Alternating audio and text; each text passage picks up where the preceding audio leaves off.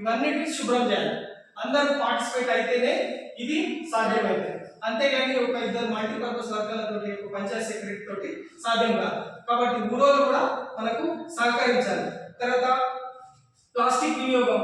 Plastic అనేది ఈ రోజులలో ప్లాస్టిక్ అనేది మనకు అది ప్లాస్టిక్ లాగా యూజ్ చేస్తే ఏమవుతుంది అంటే అది ప్లాస్టిక్ పరిసరాలని కాలుష్యం బాగా చేస్తుంది. కాబట్టి ప్లాస్టిక్ ని మనం వాడడం నిషేధించాలి.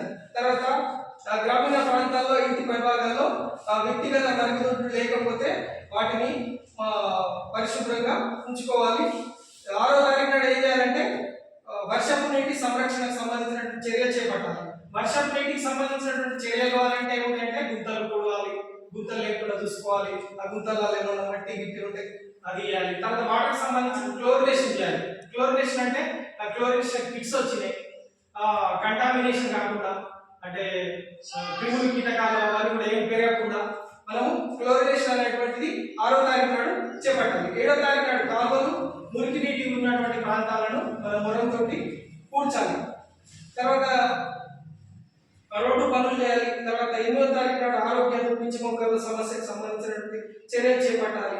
తర్వాత ఫాగింగ్ అనేటువంటిది చేయాలి. గ్రామ పంచాయతీలు మరియు పట్టణ ప్రాంతాల్లో తక్కువగా జ్వరాల యొక్క నివేదికను మన జ్వరాలు రాకుండా చూసుకోవాలి. జ్వరాలు వస్తే ఆ జ్వరాలు వచ్చినటువంటి వ్యక్తుల యొక్క సమాచారాన్ని మన గవర్నమెంట్ కి నివేదించాలి. ఇలాంటి కార్యక్రమాలు మొత్తం కూడా మనకు గవర్నమెంట్